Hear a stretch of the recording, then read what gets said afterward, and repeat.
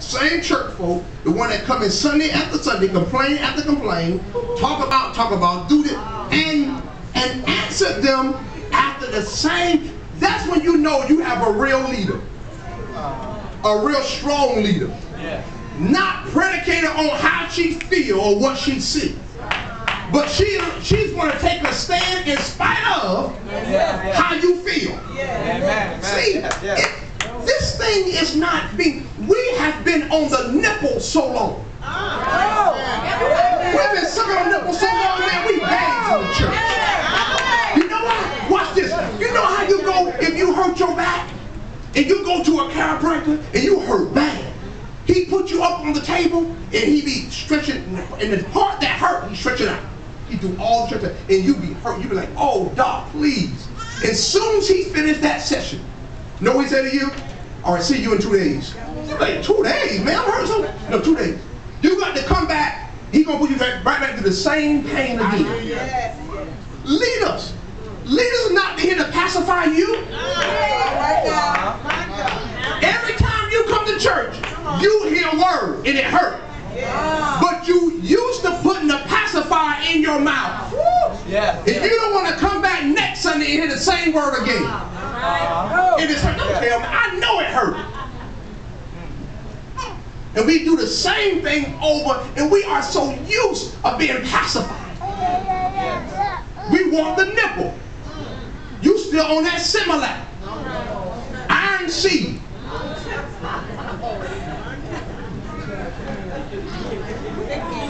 Been sucking on the nipple since you've been saved and saved, and you'll be strong with it too. Oh, I've been saved for 14 years, but you still in the same predicament. You haven't grown yet. Paul say, I feed you with milk because you don't understand you are babes.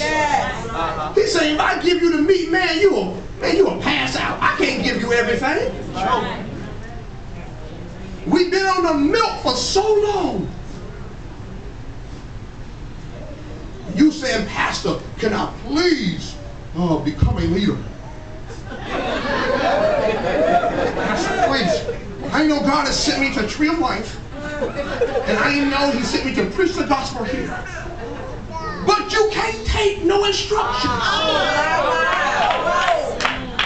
Pastor say, now I need all of you in here to be the keeper of the gates. Oh no, Pastor. That's not the Lord.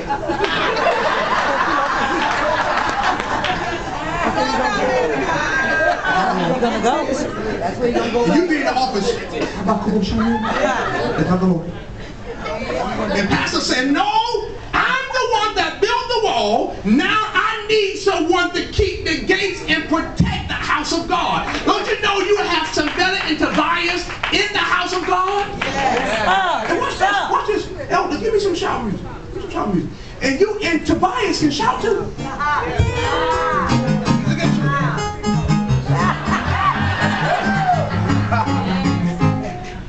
Sanballat can speak in tongues.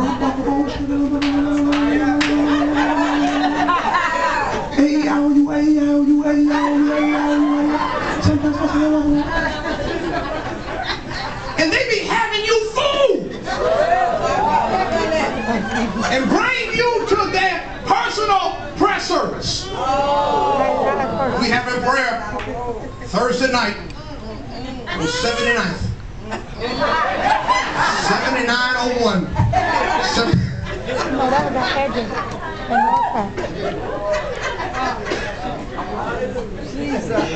You know they don't mean you no good. Watch what verse 12 say. Go down to verse 12. And lo, I perceive that God hath not sent him, but that he pronounced this prophecy. See, people prophesy to you, they got gifts. Against me.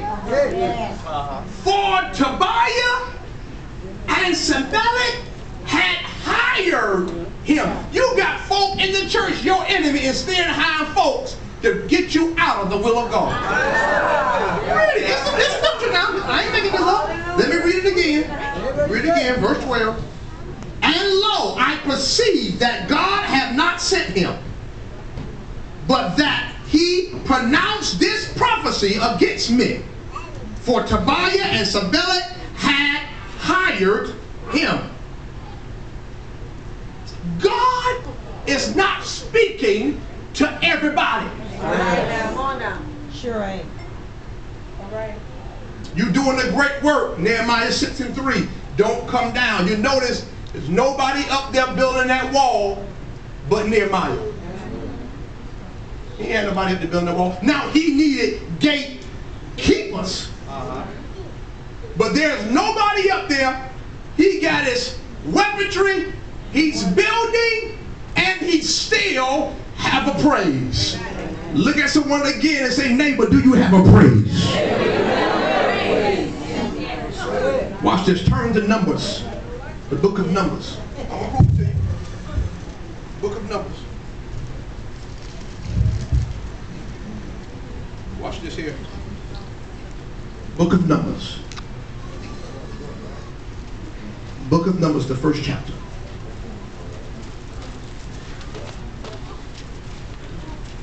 I'm going to read the first 13 chapters. Not verses, chapters. You're going to be in here for a while. Don't be scared. Y'all, weren't y'all shouting earlier?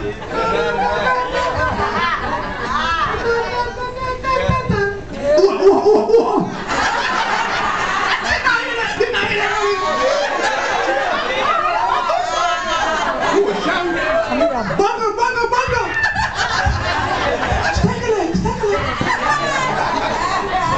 We go, take a leg right in the word. The first 13 chapter right here. Watch this. The book of Numbers, first chapter, first verse. And the Lord spoke unto Moses. That's enough of that chapter. Read chapter 2. Chapter 2, verse 1. And the Lord spoke unto Moses. Hold on. Chapter 3. Moving on. 3 and 1. This also are the generation of Aaron and Moses in the day that the Lord spoke to Moses. Hold on. Chapter 4. Hold on. In verse 1. And the Lord spoke unto Moses. Verse 5. Y'all catching up? I'm reading real fast. I've been to college.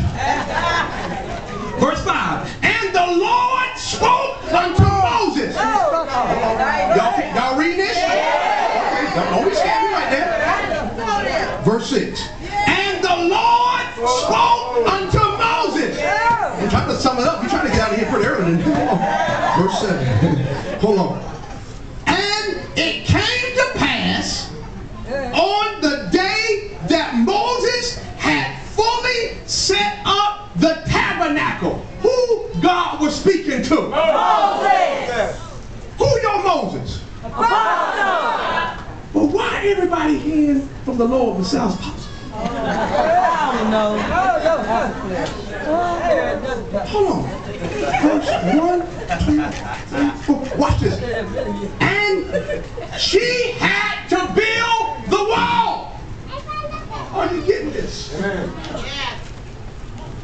She left no holes in the wall. But she waiting on you to be the gatekeeper. Wonder why churches around America cannot grow. Because everybody is jockeying for the wall position.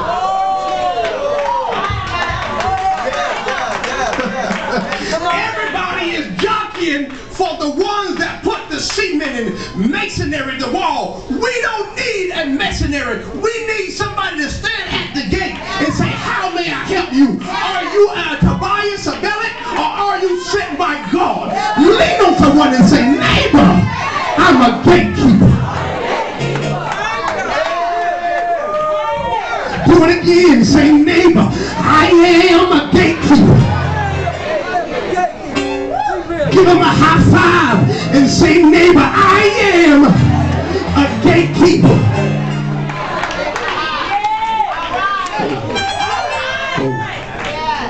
Y'all were shouting earlier. We will see y'all shout off this phone.